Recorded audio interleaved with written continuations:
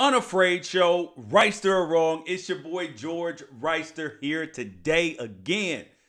You know, Unafraid Show is where you come to get the heat, where you come to get the truth, and where you come to get the real, because we are not sheep.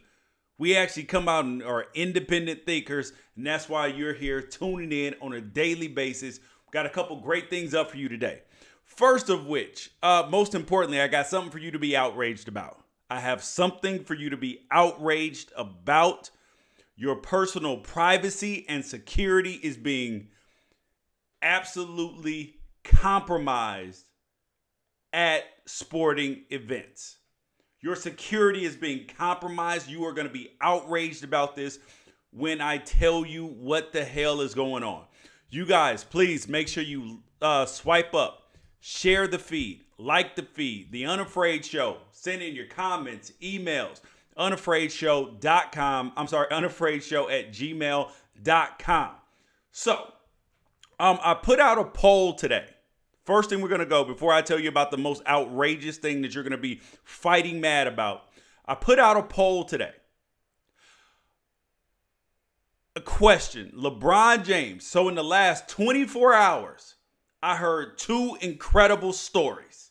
I read two incredible stories in the last 24 hours. The first of which said, LeBron James says that he once gained 7 pounds in a playoff game. That he weighed in at 271 before the game. And then after the game, he was 278. So that's the first tall tale. And the second tall tale is Jordan Clarkson, former Laker who got traded to the Cleveland Cavaliers this year, NBA player, said he believes that giant humans used to keep dinosaurs as pets. I heard those two things in the last 24 hours. LeBron said he once gained 5 pounds in an NBA playoff game, and Jordan Clarkson believes that giant humans used to keep dinosaurs as pets. And I'm sitting here thinking, like, hell no. Like, which one of those, the question I have for you guys is, which one of those things is most believable? Which one of those things is most believable? Because I put out the poll, and right now we got 49% at get the hell out of here with both of them. Because LeBron, let's start with the LeBron James thing. So here is an exact quote that Brian Windhorst, who's been covering LeBron James since he was first in high school, in the NBA as well.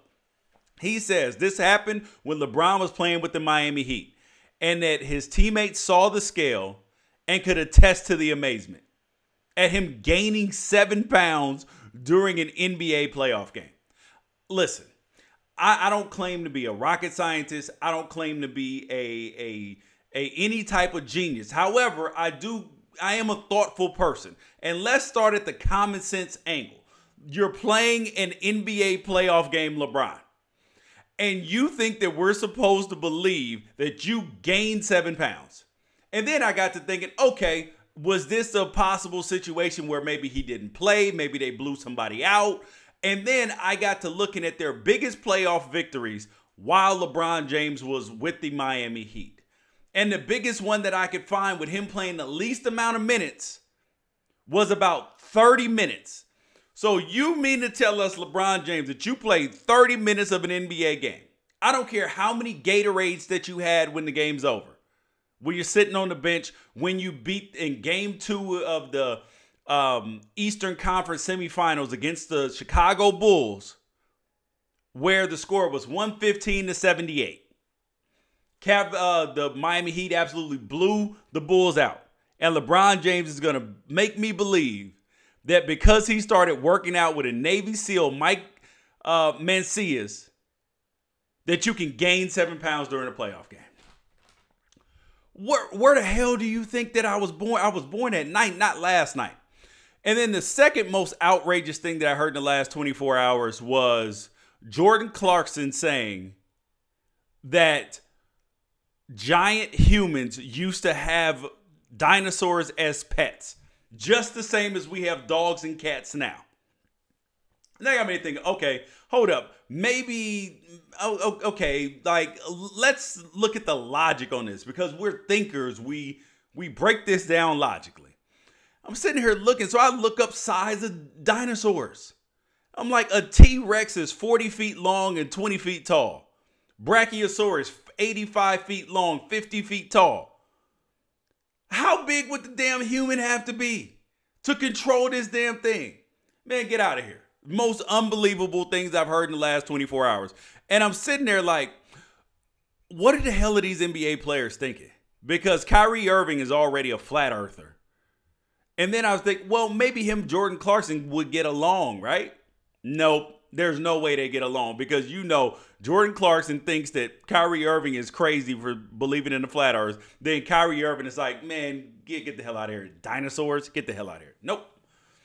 So I am not a proponent of players saying that they should shut up, people saying that players should shut up and dribble. But can you just think about what you're saying from now on, please? Like, this is not an education problem. This is not guys not going to college. This is not reading books. This is a common sense problem. Get the hell out of here, guys. The most important thing I want to talk about today. You guys, please make sure you swipe up, share the feed right now, because this is going to be, you are going to be absolutely outraged when you hear this. So, and it all kind of started in China with facial recognition software. So there's facial recognition software. If you have an iPhone X like I do, you use your facial recognition software. Okay, cool. No big deal because it's my personal phone, my situation, all of this. But what's going on in China is using facial recognition software. 100 million people are using it for mobile payments and other things. And they're trying to expand it to other stuff. And here's where it lands at your doorstep here in the United States. Madison Square Garden. Madison Square Garden in New York, where the Knicks play, the Islanders play, where they have all type of concerts and everything else. They are using facial recognition software to identify people when you come in, and they're using it for marketing purposes. And I'm sitting there like, hold up. That is a clear violation of privacy. Because especially if you're using it for marketing purposes, because now you're finding a way to target me as a consumer. You find out how much money I make, where I live, and now you can specifically target me to buy your products. So in addition to all of that, which is also a dangerous and a privacy violation, which is going on at Madison Square Garden. When you walk in, they are taking pictures of your face and not just, regular security camera footage. No, this is digitally analyzing your face. That way they can market to you, and also the police potentially have opportunities to use this technology as well. So imagine this. Imagine you go to a Knicks game or you go to a Staples Centers game, whatever city that you live close to. You go to a basketball game, police officer comes up to you, hey, sir, man, I know that you're here with your family and everything, but can we talk about this parking ticket that you got? You need to take care of this before you get out of the stadium today. That's what the dangers of this facial recognition software are that all these teams that the New York Knicks are using at Madison Square Garden, the Islanders, concerts there. No matter if you walk in that arena, they are using facial recognition software. And I want to know what you guys think about that, because I think it's absolutely outrageous and it's scary. Because they're trying to throw it under the veil, under the cover of, oh, we can use it to catch criminals. We can use it to keep the place safer. Yeah, but what happens when and that's the line that they'll give you initially. But how about when they use it about your unpaid parking tickets? Oh, are you late on your child support? How about them unpaid taxes? You gotta wait, hold up. So don't you have a payment agreement with the IRS? But you can afford Knicks tickets? Let's holler at your player. Come on to the side. Let's talk to you. I mean, this is such a big violation of privacy. And in China, people are willingly signing up for it. Baidu, who is the Google of China, biggest search engine in China, Baidu, Baidu. So they say they've been putting their computers with facial recognition software up against human beings. And they have actually been they've actually been outperforming the human beings in terms of facial recognition. And I'm sitting there like, damn, like we're really getting into the point of Minority Report. We're having self-driving cars, all of this. And the funny part is there's nothing that you can do to stop it. I continuously tell everybody. So think about this. In very short order, you will not have to bring a ticket like you used to have to bring a physical ticket to a game, get it scanned. Then you started being able to print your tickets out.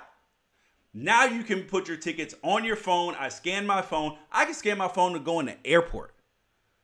So now imagine your ticket is your face. Imagine that. Like, how scary is that to you? Because I know for me, it makes me feel uncomfortable. I'm a law-abiding citizen. Stuff's in order. But still, I don't like it. And the thing about it is you have no choice. Like, there is no choice in this situation about what's going on. About Madison Square Garden and using facial recognition software to market to you and to, quote unquote, keep the arena safe. Like, how big of a privacy violation is that to have somebody actually targeting you with specific ads that show up at your seat? Like, imagine this. If they know something about me, they know I love my kids, do anything for them. I try to be a super dad, super husband, super all this. So imagine we go to a game, somebody showing up at our seat with, we know George's kid, he bought cotton candy twice in games the last year. So guess what? Cotton Candy Man, you need to go over there. Even though I'm telling my kids you can't have cotton candy today, but then Cotton Candy Man shows up. Or imagine if they know that you buy a specific product at a store. They're going to be marketing to you directly there. And that's got to be frustrating and scary to you, because I don't want, when I walk into a stadium, I don't want to walk into the stadium and have those people there, whoever the security, the marketing people, or whatever, just using my face when I come in. Because that's a violation of privacy. And we in the United States don't like that. We value our privacy. People are fighting against, you have the NRA people who are literally fighting against background checks and tougher gun laws and all of this, because this is the American way. We need to be private. Yeah, but you don't have a choice anymore. You do not have a choice anymore. Like, remember when people were like, oh man, I'm not getting a digital footprint. I'm not going on this. Like the people who tell you, I'm not on social media. I'm not going on social media. Yeah, y'all can have that.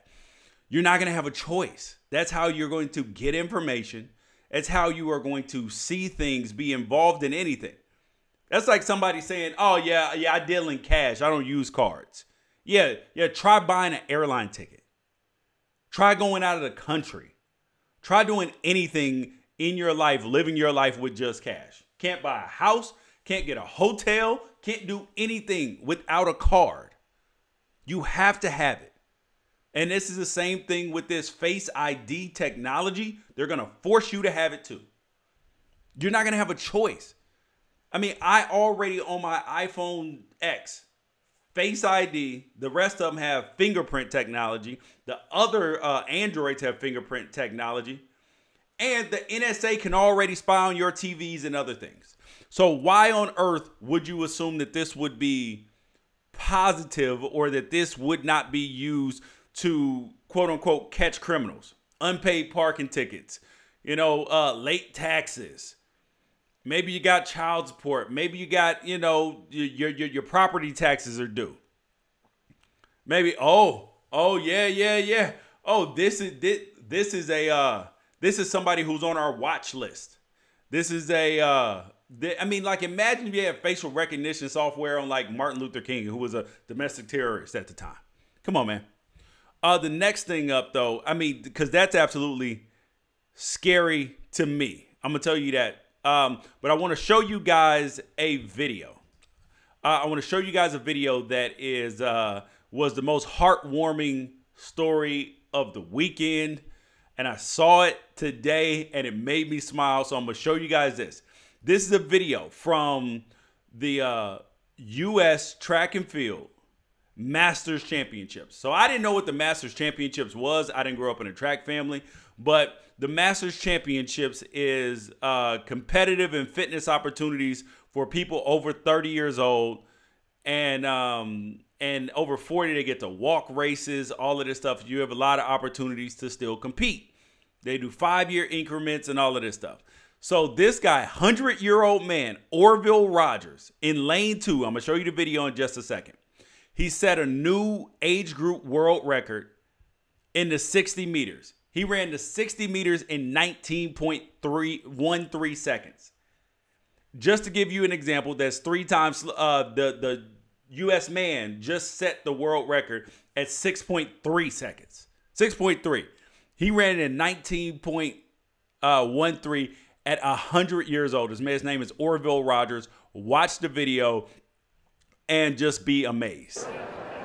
So he's all the way over there in lane 2. I mean, like, this man is super skinny. They don't get out and pack. Look at him. Ignore the man in the front. Ignore the man in the front who's zooming by and wins. We'll talk about him in a second. This man coming up on the left. Look at the 2 old men coming in the back. Finally just crossed the finish. That is absolutely amazing. I hope that I can run 60 meters when I get 100 years old too.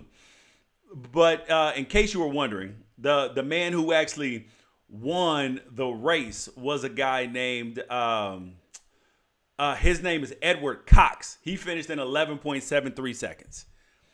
Do you know who I want to see running in this race? Who I want to see running in this race again? I want to see Sister Jean from Loyola, Chicago in one of these races. Like, how incredible would that be? NCAA tournament, you just see her after her leg gets all healed up, popping out of that wheelchair and just running down the track. Oh my God, that would be absolutely amazing. But that's the grandparents moment that just warmed my day over the weekend. Next thing up that we got is, so everybody's counting money, everybody's counting beans, everybody wants to protect the bag, get the bag. The bag is important. That's the bag of money. That's the young kid lingo. Get the bag, secure the bag. You need the bag of money. So college coaches are getting the bag. NCAA college coaches are getting the bag when it comes to being state paid employees, because the highest state paid employee, there are 50 United States, 39 states. The highest paid public employee was either a football or a basketball coach. They are getting that bread. And I want to know how you feel about that. And then they got me thinking, okay, 39 employees. All right. I'm sorry, 39 states. What are the other 11 states that don't have a men's basketball or football coach as their highest state paid employees? That is Alaska, Maine, New Hampshire, Hawaii, South Dakota, North Dakota, Montana, Massachusetts, Vermont, Delaware, and New York. Out of all that list, like, none of these are hotbed states for athletics, first of all. But I was very surprised that New York and Massachusetts were on the list. I mean, I know because Boston has a ton of universities.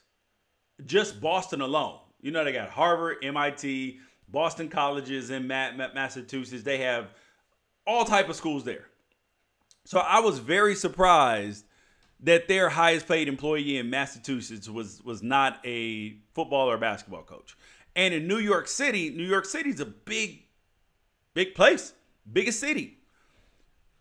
The media capital of the world. But you're going to sit up here, but their highest paid state employee is not a coach. Very surprised. I was extremely surprised about that. And that goes back to why college coaches, why it's unbelievable that they are allowed to keep and restrict players from transferring and all that when they are getting this much money. And then there's not enough money to pay the players. There's just not enough money because it's all going to the coaches. That's why. And I know that these people put in a lot of hard work. It's coveted jobs and all of that. So I'm not knocking their hustle, but, let's find a way to get this thing right. The last thing that we have up today, though, is Black Panther. The Black Panther movie has now become so dominant that it's hurting the movie industry.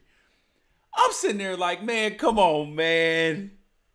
Like, y'all have found a way to, like demonize the Black Panther movie. Found a way to demonize it. The movie is at over $1.2 billion in revenue. One of the, 10, 12 biggest grossing movies in the history of movies.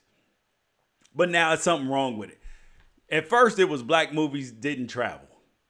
Movies with all black cast, movies they just didn't do well internationally, or even they could do well domestically, but not internationally and all that. Well, my question to you is this. So how now is this a bad thing? Because they're saying that other movies can't survive in this climate. I know it's not Christmas time where the kids are out of school and all of that, but you got to stop trying to blame the black man for your new problem. Can't keep trying to blame the black man for your new problem. You got to figure out how to fix it yourself. Black Panther's dope. Happy about that. You guys, thank you guys for joining me today. Unafraid Show, right or wrong. Email your questions to unafraidshow@gmail.com.